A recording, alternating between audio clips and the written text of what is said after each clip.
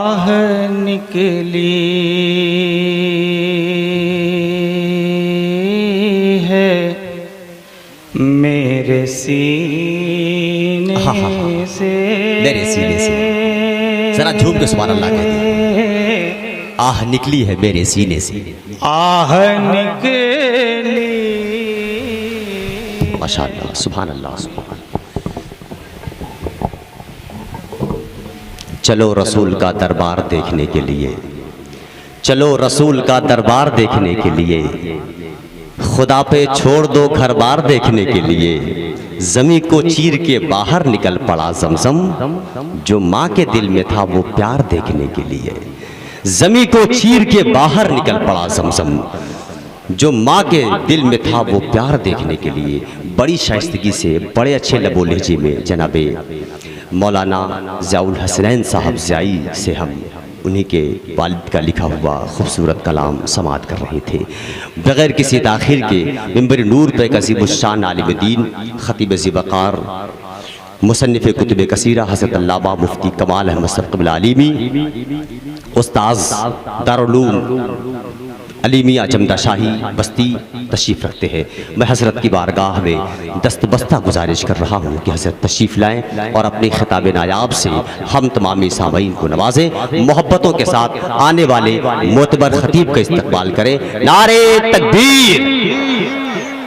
پر جلوہ بار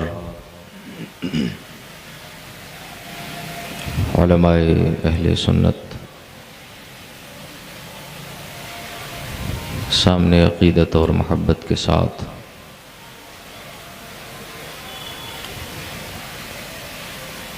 بزم نور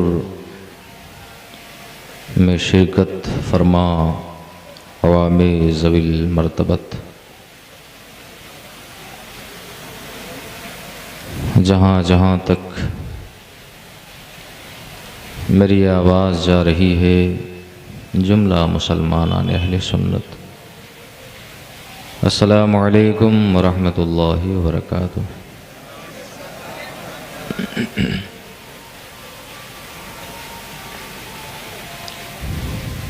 میں نے سنا تھا کہ یہاں کے لوگ تقریر سننا زیادہ پسند کرتے ہیں، مگر مشاہدہ تو اس کے برخلاف ہی ہے۔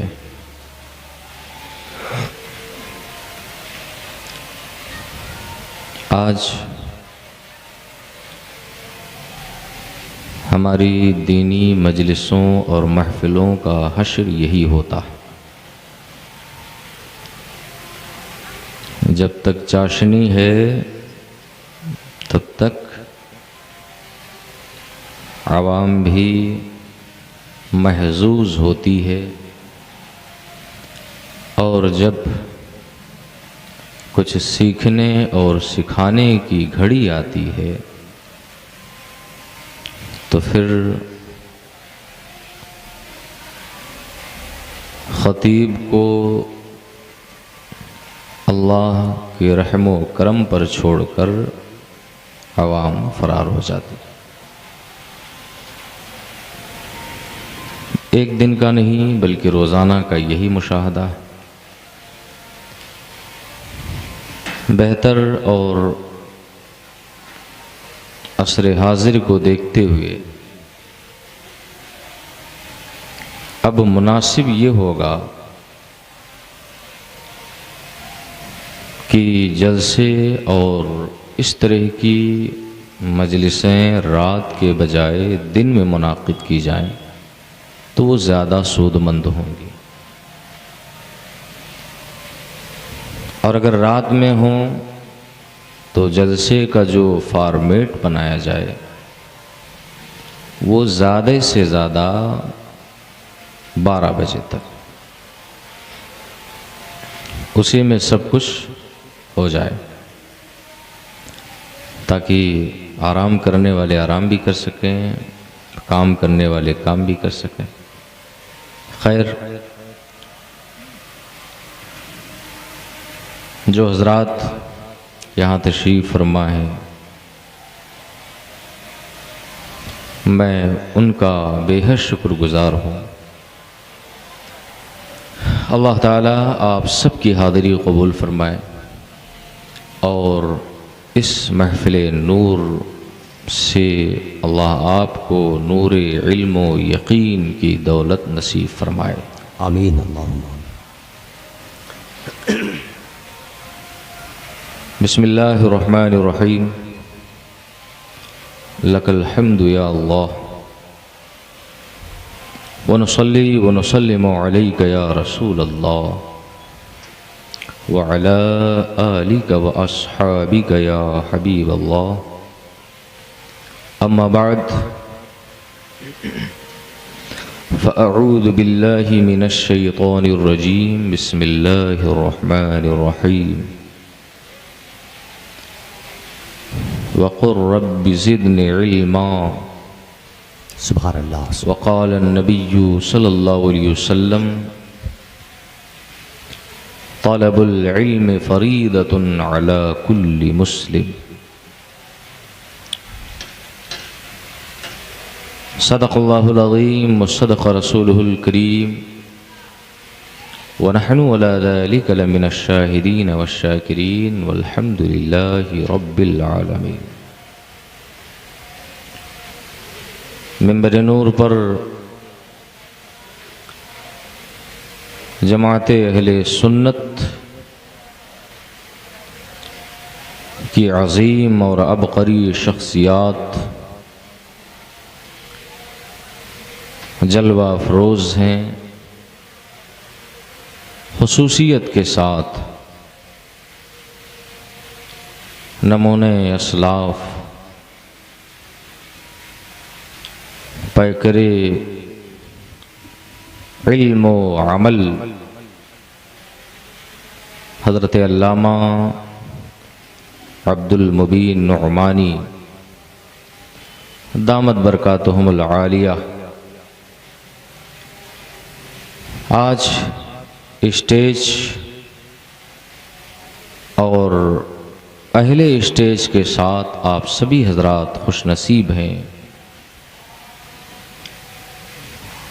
کہ اتنی پاک باز ہستی آپ سب کے درمیان موجود ہے۔ حضرت کے علمی فیضان سے ہم کم علموں کو اللہ جل شانہ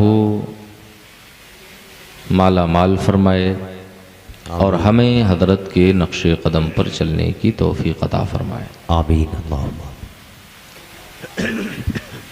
آج کی یہ بزم نور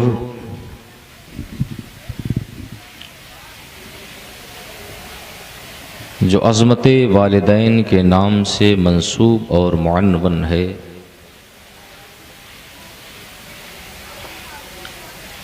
ماضی کی ایک عظیم علمی و ادبی شخصیت حضرت علامہ شمس الضحیٰ تغمدہ اللہ بغفرانہ، ان کے صاحب زادگان نے، ان کے شہزادوں نے اس محفل نور کو آراستہ کیا۔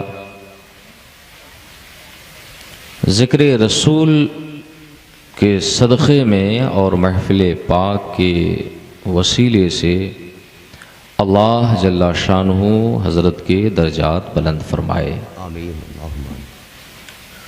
ایک مومن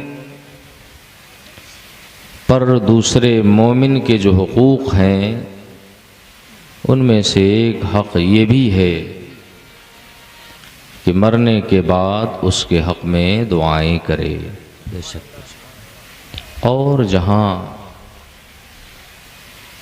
40 یا اس سے زائد اہل ایمان یکجا ہو کر کسی کی مغفرت کی دعا کر دیتے ہیں، اللہ تعالیٰ اس کی مغفرت فرما دیتا۔ بے شک بے شک، سبحان اللہ۔ اس لیے کہ 40 اہل ایمان جہاں پر اکٹھا ہو جائیں ان میں سے ایک نہ ایک شخص اللہ کی بارگاہ میں مقبول و محبوب سبحان ہوتا ہے۔ اللہ سبحان اللہ سبحان اللہ سبحان اللہ۔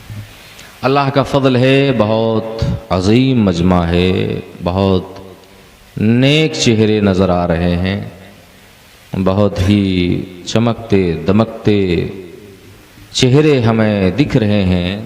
انشاءاللہ ان میں سے کسی نہ کسی کی دعاؤں کی برکت سے اللہ ہماری دنیا اور آخرت کو کامیاب فرمائے گا، اور جن کے حق میں اس مجلس کا انعقاد کیا گیا اللہ تعالیٰ انہیں بھی کروٹ کروٹ چین اور سکون نصیب فرمائے گا انشاءاللہ سبحان اللہ۔ آج ہم دوسروں کے لیے دعائیں کریں گے تو ہماری آنے والی نسلیں بھی ہمارے حق میں دعائیں کریں گے۔ انشاءاللہ آج ہم کسی کی خیر خواہی کریں گے تو حل جزاء الاحسان الا الاحسان، بھلائی کا بدلہ انسان کو بھلائی ہی ملتی ہے۔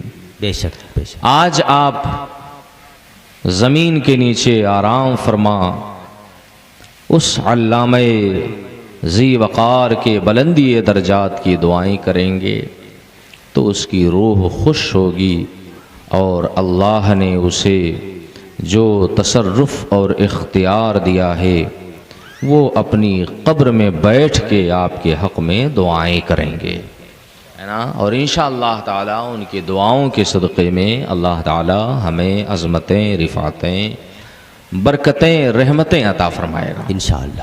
آئیے کچھ بھی کہنے اور سننے سے قبل، باتیں تو بہت ہو چکی لیکن موضوع اور مقصد پر گفتگو سے پہلے ایک احساس کے ساتھ اور اس تصور کے ساتھ کہ جان و دل، ہوش و خرد ہاں ہاں ہاں سب تو مدینہ پہنچے۔ پہنچے، سبحان اللہ سبحان اللہ۔ جان و دل، ہوش و خرد سب تو مدینے پہنچے، کیوں نہیں چلتے رضا سارا تو سامان گیا۔ اور اس آرزو کے ساتھ کہ دکھا دے یا الہی وہ مدینہ کیسی بستی ہے، سبحان اللہ سبحان اللہ۔ دکھا دے یا الہی وہ مدینہ کیسی بستی وہ ہے، مدینہ کیسی بستی ہے جہاں پر رات دن مولا تیری رحمت برستی ہے، ماشاءاللہ۔ اور اس دعا کے ساتھ کہ مدینہ جاؤں نہ آؤں وہیں پہ مر جاؤں، ہاں ہاں مدینہ جاؤں نہ آؤں وہیں پہ مر جاؤں۔ جس کو مصطفیٰ کے قدموں میں موت نصیب آ گئی سمجھو اس کے موت کو بھی موت آ گئی، اللہ نے اسے ایسی زندگی دے دی جس زندگی پر اللہ کے فرشتے بھی رش کرتے ہیں۔ بے شک۔ مدینہ جاؤں نہ آؤں وہیں پہ سب کی دعا ہونی چاہیے۔ آپ تو اتنے دور بیٹھے ہو کہ پتہ نہیں میری آواز آپ تک پہنچ رہی کہ نہیں پہنچ رہی، اور آپ کی آواز تو بالکل نہیں پہنچ رہی۔ آپ حضرات قریب آ جائیں، قریب آ جائیں، قریب آ جائیں۔ اگر مناسب محبت سمجھتے ہو تو آ جائیں۔ ذرا قریب آ جائیں، علماء سے جتنے آ جائیں۔ قریب رہیں گے اتنے ہی فیض پائیں گے، ہے نا؟ آ جاؤ ادھر والی پارٹی تو الحمدللہ مضبوط ہے نا، مگر ادھر والی پارٹی بڑی کمزور ہے۔ اللہ تعالیٰ اس کے ایمان کو مزید مضبوطی عطا فرمائے۔ ماشاءاللہ سبحان اللہ سبحان بہت اچھے لوگ ہیں آپ لوگ، اور اللہ۔ آ جائیں، قریب آ جائیں، اور آگے آ ہاں جائیں۔ بالکل بالکل بالکل انشاءاللہ بس قریب آ جائیں، قریب آ جائیں۔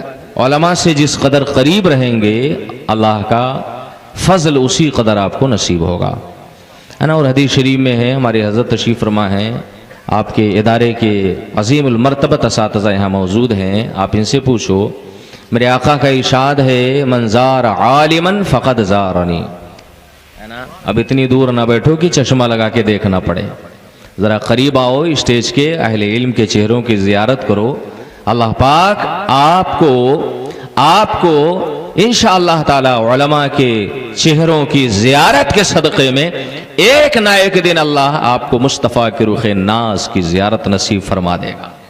رخ مصطفیٰ ہے وہ آئینہ کہ اب ایسا دوسرا آئینہ نہ کسی کی بزم خیال میں، نہ دکان آئینہ ساز میں۔ آئیے ایک بار ذرا اپنے انداز میں درود مصطفیٰ پڑھیں، اور اس انداز میں پڑھیں کہ اے شہنشاہ مدینہ، آدھا ہم پڑھیں گے آدھا آپ پڑھو گے، کیونکہ جب تک آپ بولو گے نہیں یار ہم بول نہیں پائیں گے. ہمارا مزاج وہ نہیں ہے کہ ہم خاموش آنکھ بند کر کے بولتے چلے جائیں, آپ سمجھو یا نہ سمجھو, ہے نا. وہ کشی نگر ایکسپریس والا نہیں کہ آنکھ بند کر کے جب چالو ہوئے تو جب آنکھ کھولا تو دیکھا سامنے ایک آدمی بھی موجود نہیں. جب تک آپ دلچسپی نہیں پیدا کرو گے ہم کیا سنائیں گے آپ کو. بھئی درسگاہ میں پڑھنے پڑھانے والے لوگ ہیں, اگر طلبہ ہماری درسگاہ میں بیٹھ کر کے سوئیں, ہے نا, تو ظاہر ہے ہم انہیں کیا پڑھا پائیں گے. جب دل و دماغ حاضر ہوگا تبھی نا انہیں پڑھائیں گے. تو اے شہنشاہ مدینہ, آواز اتنی بلند ہو کہ کم از کم ہم تک پہنچے.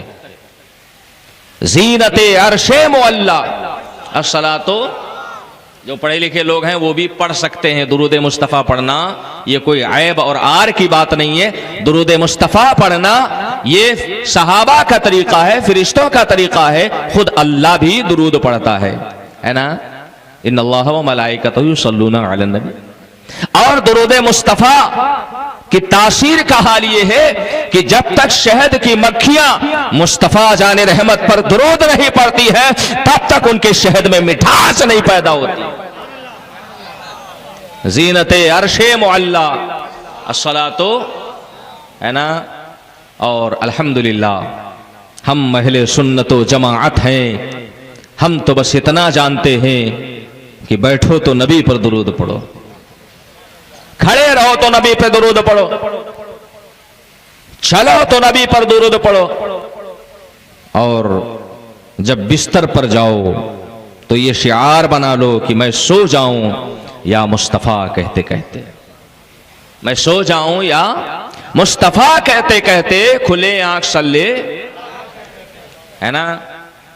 تو ہماری زندگی کا شعار بننا چاہیے درود مصطفیٰ.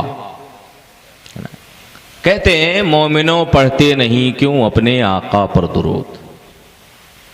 آج تو اسی میں لوگ پریشان ہیں کہ لیٹ کے پڑھیں کہ بیٹھ کے پڑھیں کہ کھڑے ہو کے پڑھیں. اب تو یہ سوال ہونا چاہیے کہ وضو بنا کے پڑھیں کہ بغیر وضو کے پڑھیں, ہے نا. مومنوں پڑھتے نہیں کیوں اپنے آقا پر درود, ہے فرشتوں کا وظیفہ. الصلاۃ, حضرت آدم علیہ الصلاۃ والتسلیم سے لے کر کے حضرت عیسیٰ علیہ الصلاۃ والتسلیم تک جو بھی نبی آئے سب نے میرے نبی پر درود پڑھا ہے. ارے ہم تو بڑے حقیر لوگ ہیں, ہم تو بڑے چھوٹے لوگ ہیں. طبقات انسانیت میں سب سے اعلیٰ طبقہ جسے انبیاء اور مرسلین کا طبقہ کہا جاتا ہے. انبیاء و مرسلین کا حال یہ رہا کہ حضرت آدم سے لے کر کے حضرت عیسیٰ تک جو بھی آئے سب نے میرے نبی پر درود پڑھا. اسی لیے تو اعلیٰ حضرت فرماتے ہیں مالک ہر ماں سوا ہو, مل کے خاص کبریا ہو, اپنے اچھوں کا تصدق ہم بدوں کا بھی بھلا ہو. اور یہ شعر علماء اور پڑھے لکھے لوگوں کے لیے کہ سب تمہاری ہی خبر تھے تم مؤخر مبتدا ہو, سب تمہاری ہی خبر تھے. حضرت آدم آئے نبی نبی بولے, حضرت شیش آئے نبی نبی بولے, حضرت زکریا آئے نبی نبی بولے, حضرت یحییٰ آئے نبی نبی بولے, حضرت عیسیٰ آئے نبی نبی بولے. اسی لیے تو شاعر نے کہا حضرت آدم سے لے کر حضرت عیسیٰ تک سارے نبیوں نے پڑھا ہے الصلاۃ والسلام. سارے نبیوں نے پڑھا ہے نا. اور اللہ کا فضل ہے ہم ایسے نبی کے امتی ہیں, اللہ اکبر, کہ دھرتی پر قدم مبارک رکھتے ہی جس نے ہمارے مغفرت کی دعائیں کی. سبحان اللہ سبحان اللہ. زمین پر قدم رکھا اور اپنی امت کو یاد کیا, ہے نا. میرے آقا کی ہی تو شان ہے نا, جب پیدا ہوئے تو اپنے امت کو یاد کیا. بے شک سبحان اللہ. رب حبلی امتی کی دے صدائے مصطفیٰ, ہم کریں آرام تکلیفیں اٹھائیں مصطفیٰ. اور بعد تخلیق دو عالم خالق کل نے کہا ہم نے تو دنیا بنا دی اب چلائیں. بات سمجھ میں آ رہی؟ ہمارے آقا کی شان کہ رب حبلی امتی کہتے ہوئے پیدا ہوئے, حق نے فرمایا کہ بخشا. اور ہم اہل سنت و جماعت اللہ اکبر زندگی میں اگر درود مصطفیٰ کو عادت بنا لیے, انشاءاللہ مرنے کے بعد ہماری لاش اپنے آقا پر درود پاک پڑے گی. میں وہ سنی ہوں جمیل قادری, مرنے کے بعد میرا لاشا بھی پڑھے گا. اور اعلیٰ حضرت فرماتے ہیں قبر میں لہرائیں گے تا حشر چشمے نور کے جلوہ فرما ہوگے جب طلعت رسول اللہ کے، جب قبر کے سوالات کیے جائیں گے تو ہمارا حال کیا ہوگا؟ میرا دین و ایمان فرشتے جو پوچھیں تمہاری ہی جانب اشارہ کروں میں۔ سبحان اللہ۔ حضرات بڑی مختصر سی مجلس ہے اور وقت بھی بہت تنگ ہے، میں علم کے تعلق سے چند ضروری چیزیں آپ کے سامنے پیش کر دوں، میرے بعد ایک عظیم خطاب انشاءاللہ تعالیٰ آپ سماعت فرمائیں گے اور علماء کے نورانی بیانات سے مستفید ہوں گے۔ اللہ جل شانہ کا شکر اور احسان ہے کہ اس نے ہمیں اشرف المخلوقات بنا کر اس کائنات میں بھیجا ہے۔ الحمدللہ۔ لقد کرمنا بنی آدم کا تاج زریں ہمارے سر پہ سجایا اور ہمیں وجہ کرامت کے طور پر علم کی دولت سے سرفراز فرمایا، ادراک کی نعمت سے سرفراز فرمایا، خیر و شر کے درمیان امتیاز کی قوت اور صلاحیت سے ہمیں سرفراز فرمایا۔ انسان دنیا کی وہ واحد مخلوق ہے جسے اللہ نے اختیار دیا، جسے اللہ نے یہ پاور دیا کہ جسے چاہے جو چاہے وہ خیر کا راستہ اختیار کرے اور جو چاہے وہ شر کا راستہ اختیار کرے۔ انسان وہ دنیا کی واحد مخلوق ہے جس نے اپنے علمی گہرائی و گہرائی کے صدقے میں پہاڑوں کا سینہ چاک کر کے پہاڑوں سے بھی چشمے نکال لیے۔ انسان وہ دنیا کی حیرت انگیز مخلوق ہے کہ جس نے لوہے کی دو پتلی پتلی پٹریوں پر پہاڑ جیسے ریل کو تیز رفتاری کے ساتھ دوڑا دیا۔ انسان وہ حیرت انگیز مخلوق اور قدرت کا شاہکار ہے کہ جس نے اپنی عقل کے ذریعہ پہاڑ جیسے جہاز کو بغیر کسی سہارے کے آسمان کے فضاؤں میں اڑا دیا۔ انسان وہ دنیا کی واحد مخلوق ہے جس نے اپنی قوت تدبیر کے ذریعہ اپنے ہی جیسا بولنے والا، اپنے ہی جیسا کام کرنے والا، اپنے ہی جیسا چلنے والا، اپنے ہی جیسا حکم پر عمل کرنے والا روبوٹ بنا کر کے دنیا کو حیران کر دیا۔ انسان کو اللہ نے وہ طاقت اور قوت ادراک بخشا کہ انسان نے اپنی قوت اور اپنی قوت فکر کے ذریعہ ایک کمرے کے حجم کے برابر جب کمپیوٹر کو بنایا تھا تو دنیا حیران و پریشان ہو گئی تھی، مگر جب اسی بھاری بھرکم دو ہیکل کمپیوٹر کو انسانی دماغ نے سمیٹنا شروع کیا تو سمٹتے سمٹتے وہ کمپیوٹر ہمارے ٹیبل اور میز پر آیا، اور پھر اس کے بعد انسانی فکر نے جب پرواز کیا، ترقی کیا، تو وہی کمرے میں سمانے والا کمپیوٹر آج ہمارے جیب میں موبائل میں موجود ہے، موبائل کی شکل میں آج وہ ہماری جیب میں سمٹ آیا ہے۔ انسان ہی وہ واحد مخلوق ہے، انسان ہی وہ اشرف المخلوقات ہے جسے اللہ نے یہ طاقت دیا ہے کہ وہ جنگل کے راجا شیر کو بھی اپنے ناخن تدبیر سے مسخر کر لیتا ہے۔ انسان ہی کو اللہ نے شعور و ادراک کی وہ توانائی عطا کی ہے کہ جو انسان آج راکٹوں کے ذریعہ وہاں پہنچ رہا ہے جہاں پر کچھ سالوں پہنچنے کے لیے انسان سوچا کرتا تھا۔ انسان ہی کی قوت فکر و پرواز ہے کہ آج وہ اپنی قوت فکر کے بدولت آج چاند کے سینے پر وہ قدم رکھتا ہوا نظر آ رہا ہے، آج وہ سیاروں کو مسخر کر رہا ہے، آج وہ فضاؤں کو مسخر کر رہا ہے، آج بڑے بڑے سمندروں کو مسخر کر رہا ہے۔ حضرات لیکن آپ غور کریں، یہ کامیابیاں، یہ کامرانیاں، یہ فوز و فلاح، یہ ترقی اور یہ عروج و رفعت و بلندی انسان کو جو حاصل ہے وہ کسی اور وجہ سے نہیں ہے، وہ صرف اور صرف علم کی وجہ سے ہے، وہ ادراک کی وجہ سے ہے، وہ شعور کی وجہ سے, وہ حکمت کی وجہ سے, وہ دانائی کی وجہ سے. اسی لیے قرآن کریم نے ارشاد فرمایا دولت کے اضافے کی دعا نہ مانگو, جائیداد کے زیادتی کی دعا نہ مانگو, پراپرٹی کے اضافے کی دعا نہ مانگو, مال و متاع میں اضافے کی دعا نہ مانگو. اے انسان اگر تجھے دعا کرنی ہے تو اپنے رب العزت سے یہ دعا مانگ, اے رب ہمارے علم میں اضافہ فرما دے, اے پروردگار ہمارے ادراک میں اضافہ فرما دے, اے رب العالمین ہمارے شعور میں اضافہ فرما دے, اے رب العالمین ہماری دانائی میں اضافہ فرما دے. اس لیے کہ رب العالمین ہے, وہ علیم و خبیر ہے, وہ جانتا ہے کہ انسان کا جب علم بڑھے گا تو اس کی ترقی بڑھے گی, انسان کا جب شعور پختہ ہوگا تو وہ اور زیادہ آگے بڑھے گا, انسان کی جب دانائی گہری ہوگی تو انسان اور زیادہ قوت تسخیر کا مالک ہوگا. سبحان اللہ سبحان اللہ ماشاء اللہ. آج ضرورت کس بات کی ہے؟ آج بڑے بڑے جلسوں کی ضرورت نہیں, صاف کھل کے میں بولتا ہوں, اور مجھے کوئی پرواہ نہیں ہے اس بات کی کہ آپ کو اچھا لگے گا کہ برا لگے گا. ایک ڈاکٹر اگر مریض کے ذائقے کے حساب سے دوا دے تو مریض کبھی ٹھیک نہیں ہوتا ہے نا بھئی. کون چاہتا ہے کڑوی دوا پینا, اور کون چاہتا ہے 10 انجیکشن لگوانا, اور کون چاہتا ہے اپنا سینہ اور اپنا پیٹ پھڑوانا, مگر ڈاکٹر جانتا ہے نا کہ آپ کو میٹھی دوا سے فائدہ ہوگا کہ کڑوی دوا سے فائدہ ہوگا. چاپلوسی کرتے کرتے اور لطیفے اور چٹکلے سناتے سناتے اور بشارتیں سناتے سناتے آج قوم کا حال یہ ہو گیا ہے, اللہ اکبر, کہ ابھی 11 نہیں بجنے پائے ہیں اور یہ بستر استراحت کی طرف رواں دواں ہے نا. جو قوم رات رات بھر جگ کر کے اللہ کی عبادت کرتی تھی, آج اس قوم کا حال یہ ہو گیا ہے کہ وہ ذکر الہی سننے کے لیے 12 بجے تک نیند کو قربان نہیں کر سکتی.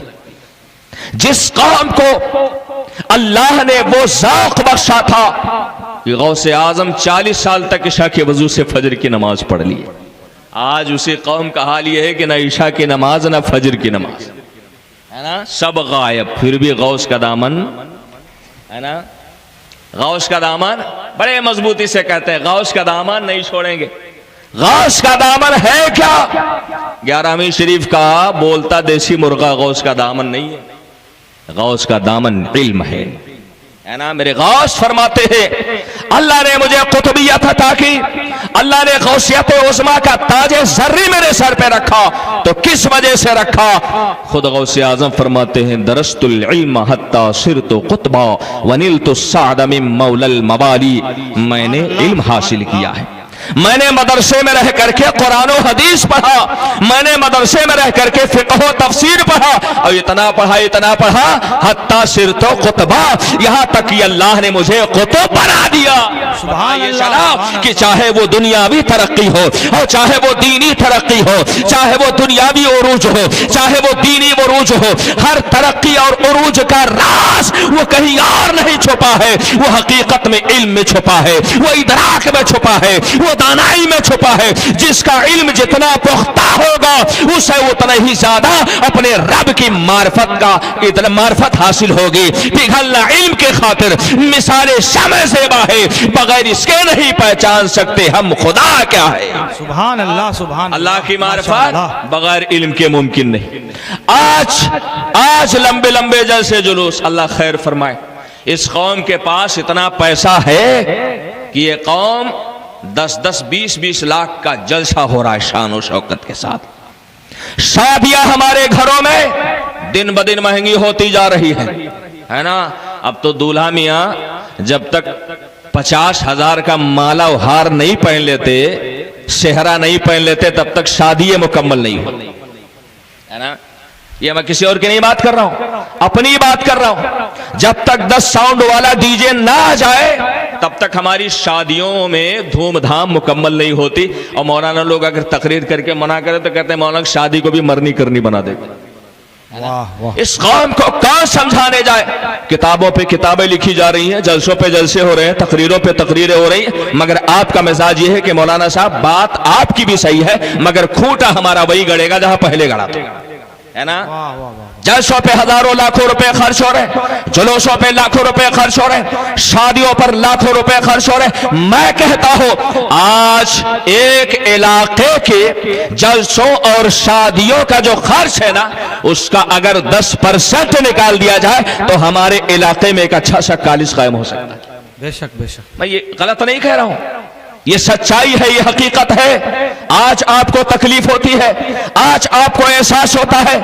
और देखो हमारी बेटियों के हिजाब पर पाबंदी लग रही, हमारे बेटियों को पर्दे से रोका जा रहा है, हमारे बेटियों को पर्दे के साथ एग्जाम देने से आउट किया जा रहा है। आपकी गैरत कहां चली जाती है, आपकी खुददारी कहां मर जाती है जब आप लाखों रुपए जलसों और शादियों पर खर्च करते हो।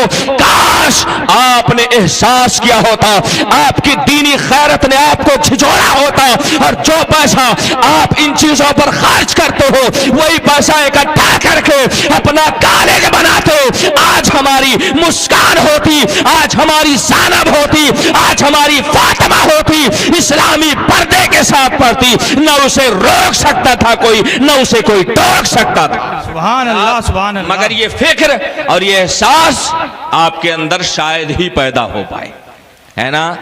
मदरसे अल्हम्दुलिल्लाह दीन की खिदमत कर रहे, मगर आज हमारी कौम को मदरसों के साथ अच्छे कॉलेजेस की भी जरूरत है, अच्छे डिग्री कॉलेजेस की भी जरूरत है, अच्छे यूनिवर्सिटियों की जरूरत है, अच्छे मेडिकल कॉलेजेस की भी जरूरत है, ताकि हमारी कौम का बेटा इस्लामी वदाकता के साथ पढ़े और हमारी कौम की बेटी इस्लामी हिजाब और पर्दे के साथ पढ़े। बेशक बेशक। आप में से बहुत सारे हजरात ऐसे होंगे ना कि अगर चाहे तो अकेले कॉलेज खोल सकते, बिजनेस करते हो ना, पैसे इन्वेस्ट करते हो ना, लगाते हो ना, हर चीज में पैसा लगा दिया। काश अल्लाह ने आपको वसाइल दिए, पैसे दिए, ये वसाइल और पैसे का इस्तेमाल अगर आप एजुकेशन के लाइन में करो, अच्छे अच्छे स्कूल खोल दो, अच्छे अच्छे कॉलेजेस खोल दो, अच्छे अच्छे मदरसों को खोल दो, मकतबों को खोल दो, हजरात मैं कहता हूं आपकी दुनिया भी बनेगी और इंशाअल्लाह आपकी आखिरत भी बनेगी। ये फिक्र और ये पैगाम आज के इस बज़्म से लेकर के जाओ।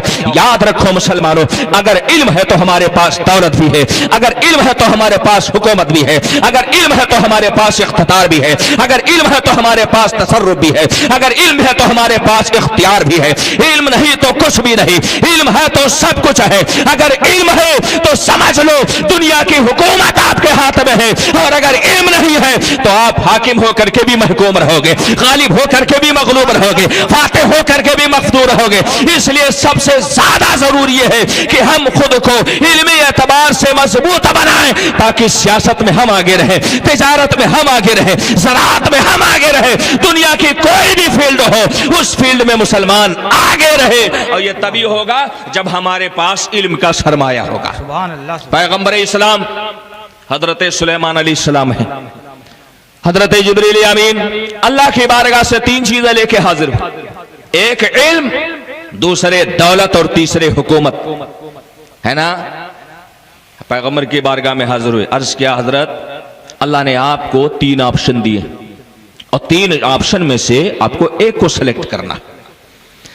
हजरत सुलेमान अलैहिस्सलाम चाहते तो दौलत इख्तियार कर लेते और दुनिया के सबसे अमीर तरीन इंसान बन जाते, हम होते तो बिला शुबहा वही करते, है ना। चाहते तो हुकूमत इख्तियार कर लेते और दुनिया के हुक्मरान हो जाते, मगर हजरत सुलेमान अलैहिस्सलाम ने न दौलत इख्तियार किया न हुकूमत इख्तियार किया, आपने इल्म को पसंद किया। किसको पसंद किया? इल्म को, है ना। क्यों? हजरत जिब्रील अमीन ने अर्ज किया, दौलत एक तरफ रखी है, हुकूमत एक तरफ रखी है, आपने इन दोनों को देखा तक नहीं और आपने बगैर किसी तरद्दुद और तकल्लुफ के इल्म को क्यों इख्तियार कर लिया? हजरत सुलेमान अलैहिस्सलाम का जवाब सुनो और अपने दिल की तख्ती पर उसे नक्श करने की कोशिश करो। पैगंबर इस्लाम के हकीमाना जवाब को देखो। आप इरशाद फरमाते हैं, देखो दौलत तो आनी जानी चीज है, सुबह आती है शाम को चली जाती है, कभी करोड़पति रोडपति और कभी रोडपति करोड़पति, कभी کبھی بادشاہ فقیر اور کبھی فقیر بادشاہ، اور حکومت کا حال یہ ہے کہ اللہ کسی بادشاہ کو کبھی فرش پر لاتا ہے اور کسی فرشی فقیر کو کبھی عرش پر لے جاتا ہے، تو ان دونوں چیزوں کا کوئی بھروسہ نہیں۔ ہاں علم ایسی چیز ہے کہ اگر علم ہے تو دولت بھی ہے، علم ہے تو حکومت بھی ہے، علم ہے تو اقتدار بھی ہے، علم ہے تو قوت بھی ہے، علم ہے تو طاقت بھی ہے، علم ہے تو جاہ و جلال بھی ہے، علم ہے تو مقام و مرتبہ بھی ہے۔ میں نے علم کو اس لیے اختیار کیا کہ جب علم رہے گا تو ہمارے پاس دولت بھی رہے گی اور ہمارے پاس حکومت بھی رہے گی۔ سبحان اللہ سبحان اللہ۔ آج مسلمان شکایت کرتا ہے بڑی غریبی ہے، غریبی کاہے کو نہ رہے گی؟ جب غریبی دور کرنے والا جو علاج ہمارے نبی نے ہمیں عطا کیا تھا اس کو تو ہم حاصل نہیں کرتے۔ لڑکا پیدا ہوا اور جیسے ہاتھ پیر میں تھوڑی سی طاقت آئی بھیج دیا ممبئی، جاؤ بابو پی او پی گھولو، کما کے 1500 گھر بھیجو، ہے نا؟ یہ مزاج بن چکا ہے۔ دبئی جائے، سعودی جائے، جس بچے کو مدرسے میں بھیجنا چاہیے، مکتب میں بھیجنا چاہیے، اسکول اور کالجز میں بھیجنا چاہیے، اس بچے کو ہم ممبئی بھیج دیتے ہیں، جاؤ ہاتھ گاڑی کھینچو، ہے نا؟ آج ہماری قوم کے کتنے پرسنٹ بچے ہیں جو آج علم دین حاصل کر لیں؟ آپ تجزیہ کرو تو مشکل سے 10-5% بچے ہوں گے جو آج مدرسوں، اسکولوں اور کالجوں کا رخ کرتے ہیں۔ باقی 80 سے 90% بچے ایسے ہیں جو ممبئی، دبئی، کلکتہ جا کر کے آج کمائی کرتے ہیں۔ مسلمانوں، آج ہم شکایت کرتے ہیں ہمیں نوکری نہیں ملتی ہے، ہمیں ملازمت میں حصہ نہیں ملتا ہے۔ یاد رکھیں مسلمانوں، علم وہ واحد راستہ ہے جس پر چل کر کے ہماری ترقی کو کوئی روک نہیں سکتا ہے، ہماری کامیابی میں کوئی بادھا نہیں ڈال سکتا ہے۔ یاد رکھیں، اسی انڈیا کی سب سے باوقار کرسی ہے جسے صدارت اور راشٹرپتی کی کرسی کہا جاتا ہے، ایک غریب مچھوارا ہے جو گھر گھر اخبار بیچتا ہے حضرات، مگر اس نے اپنے علم کے بدولت ہندوستان کی سب سے باوقار کرسی حاصل کر لی ہے۔ نام آپ سب کو معلوم ہوگا، اے پی جے عبدالکلام یہ کون تھے؟ آپ سب کو پتا ہونا چاہیے۔ یہ اخبار بیچتے تھے، باپ مچھوارا تھا مگر پڑھا، اور اتنا پڑھا کہ انڈیا جیسے عظیم ملک کی سب سے باوقار کرسی نے اسے خود آواز دے دیا، آ علم کے حامل، آ تو میری زینت بن جا، آ علم کے حامل، آ تو میرے اوپر بیٹھ جا۔ ذرا دیکھو تو صحیح مسلمانوں، علم کے اندر وہ پاور ہوتا ہے، علم کے اندر وہ طاقت ہوتی ہے کہ انسان بھلے ہی غریبی میں رہے مگر اگر اس نے علم حاصل کیا ہے تو دنیا کی وہ بڑی سے بڑی کرسی بھی حاصل کر سکتا ہے۔ مسلمانوں، آج ضرورت اس بات کی ہے کہ ہم اپنی ترجیحات کو سمجھیں، اپنی ضروریات کو سمجھیں، ہمیں ضروری کیا ہے۔ آج اہل سنت و جماعت کا حال یہ ہے، اللہ اکبر۔ میں آپ سے عرض کرنا چاہتا ہوں مسلمانوں، آج ہم سنن و نوافل، مستحبات کی طرف زیادہ متوجہ، اچھی بات ہے، بہت اچھی بات ہے، مگر ان چیزوں سے پہلے ہمارے لیے فرائض و واجبات زیادہ اہمیت رکھتے ہے نا؟ وقت نہیں ہے، بہت تفصیلی گفتگو کرنے کا مقام بھی نہیں ہے۔ حضرات، آپ کو معلوم ہونا چاہیے کہ آج ہمیں اپنی ترجیحات سمجھنی ہونی، آج ہمیں یہ سمجھنا ہوگا کہ ہمارے لیے زیادہ ضروری کیا ہے۔ بڑے بڑے جلسے کرنا زیادہ ضروری ہے یا اسکول اور کالج کھولنا زیادہ ضروری ہے؟ 10 لاکھ 20 لاکھ شادیوں میں خرچ کرنا زیادہ ضروری ہے یا پھر اچھے اسکول اور کالجز کھولنا؟ فیصلہ آپ کے ہاتھ میں ہے۔ میں آؤ آپ کے نبی کے پیغام کی روشنی میں آپ کو میں سمجھا دوں۔ مصطفیٰ کریم صلی اللہ علیہ وسلم کی زندگی دیکھو، اعلان نبوت سے پہلے آقا کریم ایک پہاڑ کے اوپر تشریف لے جاتے ہیں جسے غار ہرا کہتے ہیں۔ غار ہرا میں زہد اختیار کیا، تبتل اختیار کیا، تقوی اختیار کیا، پرہیزگاری اختیار کیا، اللہ کی بارگاہ میں تسبیح و تحلیل پیش کیا، تو اللہ نے انعام کے طور پر انہیں جو تحفہ عطا فرمایا وہ علم کا تحفہ تھا۔ آپ کو اچھی طرح سے معلوم ہوگا، آسمان سے زمین پر جو سب سے پہلا خدائی حکم نازل ہوتا ہے وہ نماز کا نہیں ہے، روزے کا نہیں ہے، حج کا نہیں ہے، زکوٰۃ کا نہیں ہے، صدقات و خیرات کا نہیں ہے، عبادات و حسنات کا نہیں ہے۔ سب سے پہلا حکم جو حضرت جبریل امین لے کے نازل ہوتے ہیں نا، وہ کون سا حکم ہے؟ وہ حکم کیا ہے؟ حضرت جبریل امین بارگاہ رسالت میں حاضر ہوتے ہیں، عرض کرتے ہیں اقرا، اقرا، ذرا پیغام اقرا کو سوچو اور اپنی حالت کو دیکھو۔ اس بات کو گنیز بک میں لکھ لینا چاہیے کہ جس قوم کی بنیاد لفظ اقرا پہ رکھی گئی ہو اور جس قوم کا آغاز اور نقطہ ابتدا وہ لفظ اقرا ہو، آج وہی قوم دنیا کی سب سے جاہل قوم کہلاتی ہے، وہی قوم دنیا کی سب سے غیر پڑھی لکھی قوم کہلاتی ہے۔ حضرات مصطفیٰ جان رحمت سے جبریل امین نے عرض کیا اقرا پڑھیے، میرے آقا فرماتے ہیں ما انا بقاری، میں نہیں پڑھتا۔ حضرات اس کا مطلب نہیں ہے کہ میں نہیں پڑھ سکتا، مصطفیٰ جان رحمت کے علم اور ان کے وسعت علم سے کون انکار کر سکتا ہے؟ آقا کے ارشاد کا مطلب یہ تھا کہ اے جبریل میں صرف اقرا کو نہیں پڑھتا ہوں، اور آگے پڑھیے، پھر میں پڑھتا ہوں۔ حضرت جبریل امین نے مصطفیٰ کریم کو اپنے سینے سے لگایا اور عرض کیا اقرا بسم ربک الذی خلق، اے مصطفیٰ اپنے اس رب کے نام سے پڑھو جس نے آپ کو پیدا کیا ہے۔ اب میرے نبی کی زبان نبوت چلنے لگی، آقا پڑھنے لگے، آقا کریم نے ہم کو پیغام دیا۔ علم یہ دو طرح کا ہوتا ہے، ایک علم وہ ہوتا ہے جو اللہ کے نام سے شروع ہوتا ہے، ایک علم وہ ہوتا ہے جو اللہ کے نام کی برکتوں سے خالی ہوتا ہے۔ تو میرے آقا نے دنیا کو پیغام دیا کہ مسلمان کا جو علم ہوتا ہے وہ اللہ کے نام سے شروع ہوتا ہے، وہ بسم اللہ سے شروع ہوتا ہے، وہ قرآن پڑھے گا بسم اللہ سے شروع کرے گا، حدیث پڑھے گا بسم اللہ سے شروع کرے گا، تفسیر پڑھے گا بسم اللہ سے شروع کرے گا۔ اور یاد رکھیں یورپ و امریکہ کے پاس علم کی کمی نہیں ہے، ان سے بڑی یونیورسٹی کسی کے پاس نہیں، ان سے زیادہ علم کسی کے پاس نہیں، ان سے بڑا ریسرچ سینٹر کسی کے پاس نہیں، مگر آج نتیجہ آپ دیکھ لو، سب سے زیادہ بے حیائی یورپ و امریکہ میں، سب سے زیادہ عریانیت یورپ و امریکہ میں۔ وجہ کیا ہے؟ وجہ ظاہر ہے مسلمانوں کہ ہمارا علم جو شروع ہوتا ہے وہ اللہ کے نام سے شروع ہوتا ہے، اور ان کا علم اللہ کے نام سے شروع نہیں ہوتا ہے۔ اسی لیے ہمارے علم میں اللہ کی رحمت ہوتی ہے، اللہ کی برکت ہوتی ہے، اللہ رب العزت کا فضل اور احسان ہوتا ہے۔ ہمارے علم کا حال یہ ہوتا ہے کہ ایک معمولی طالب علم جب اس علم کا حامل ہو جاتا ہے، وہ راستے میں چلتا ہے تو اللہ کے مقدس فرشتے بھی اس کے قدموں میں اپنے نورانی پر بچھا دیا کرتے ہیں، سمندر کی مچھلیاں بھی اس کے مغفرت کی دعائیں کرتی ہے، آسمان میں اڑنے والے وحوش و طیور بھی زبان حال سے اس کے رفع درجات کی دعائیں کرتے ہیں۔ حضرات یہ علم مسلم کا حال ہے۔ مصطفیٰ کریم صلی اللہ علیہ وسلم نے ہم کو پڑھنے کا سبق دیا ہے۔ آؤ ایک حدیث اور سنا دو، بارگاہ مصطفیٰ کریم صلی اللہ علیہ وسلم ہے، آقا کریم کی بارگاہ میں ایک صحابی رسول حاضر ہے، اتنے میں موت کا فرشتہ حاضر ہوتا ہے، عرض کرتا ہے یا رسول اللہ یہ صحابی جو آپ کی بارگاہ میں حاضر ہے نا، ان کے انتقال کا وقت قریب آ چکا ہے، یا رسول اللہ ان کو بتا دیجئے۔ میرے آقا ارشاد فرماتے ہیں اے صحابی رسول آپ کی آخری گھڑی آ چکی ہے، آپ کے انتقال کا وقت قریب آ چکا ہے۔ حضرات ہم اور آپ ہوتے تو کہتے کہ چلو جلدی کرو، اپنے بیوی بچوں سے مل لے، اپنے دوست احباب سے مل لے، اپنے متعلقین سے مل لے، مگر وہ صحبت نبوی سے فیض یافتہ ایک سچے پکے مسلمان تھے۔ حضرات انہوں نے عرض کیا یا رسول اللہ انتقال کا وقت قریب ہے، تھوڑا سا وقت بچا ہے، کوئی ایسا عمل بتا دیجئے جس عمل کو کر لو تو اللہ سب سے زیادہ خوش ہو جائے، اللہ سب سے زیادہ خوش ہو جائے۔ حضرت رسول کریم صلی اللہ علیہ وسلم ارشاد فرماتے ہیں اے صحابی رسول تو اس وقت علم حاصل کرنا شروع کر دے، علم حاصل کرنا شروع کر دے۔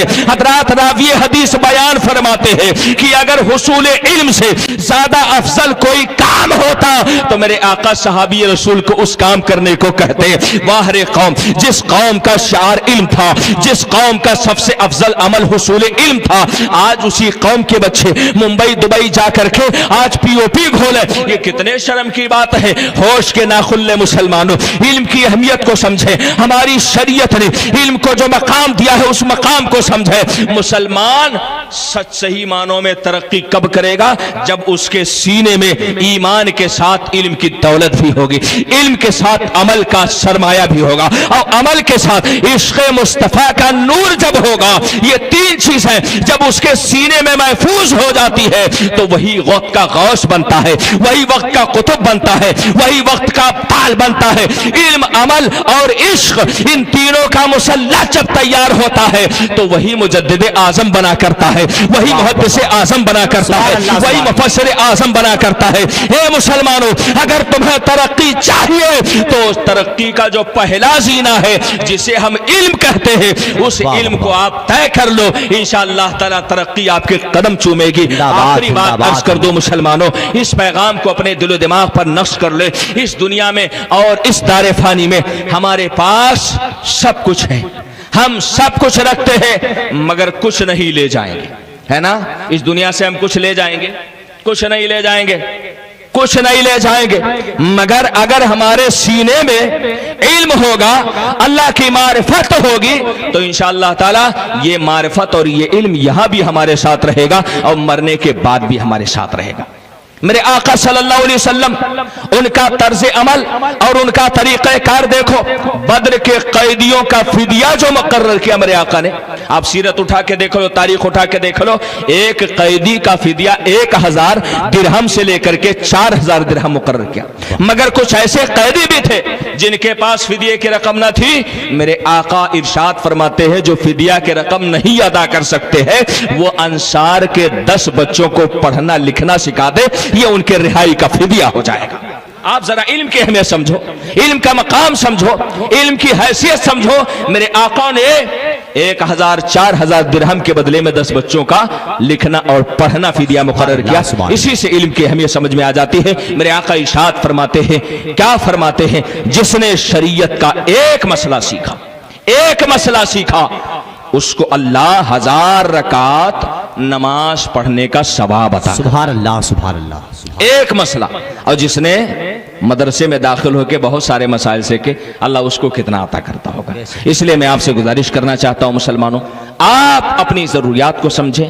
آپ خرافات میں اور لغویات میں آپ اپنی رقم کو نہ خرچ کریں. میں یہ نہیں کہتا جلسے جلوس خرافات ہیں حضرات, میں نہیں کہتا تیجا فاتحہ 40واں 11ویں 12ویں یہ سب خرافات میں سے, استغفر اللہ, یہ کبھی سوچا نہیں جا سکتا. میں صرف اتنا کہنا چاہتا ہوں ان سب کو بھی کرو, مگر اس سے زیادہ ضروری کیا ہے, اس سے زیادہ ضروری ہے اپنے علمی مرکزوں کو مضبوط کرنا, بہت اچھا, مدرسوں کو مضبوط کرنا. آج ہمارے گھر کے بغل میں شادی ہوتی ہے, 10-10 لاکھ روپے خرچ ہوتا ہے, اور اسی گھر کے بغل میں مسجد کے امام صاحب ہوتے ہیں, 6 مہینے کی تنخواہ باقی ہوتی. حضرات کا یہ مقام حیرت نہیں کہ جس گاؤں کا زمیندار اپنے شادی میں 1000 باراتیوں کو لے جائے, 100 گاڑیوں کا قافلہ لے جائے, اسی گاؤں کے مدرسے کا حال یہ ہوتا ہے سال بھر امام مدرس صاحب کی تنخواہ باقی ہے. میں آپ کو اپنا تجربہ بتاؤں, ایک جگہ تقریر کرنے کے لے گیا, دوران تقریر 30 منٹ میں ایک سیٹھ صاحب نے 35,000 روپیہ انعام دے دیا, 35,000 روپے. جب تقریر سے فارغ ہوا, گاؤں کے مولانا صاحب تھے, ہم نے پوچھا یہ بتائیے آپ کو کتنی تنخواہ ملتی ہے؟ کہنے لگے مولانا صاحب 3000 سے زیادہ سیٹھ صاحب نے کبھی دیا ہے. اللہ اکبر. کیا یہ ہمارے لیے مقام عبرت نہیں؟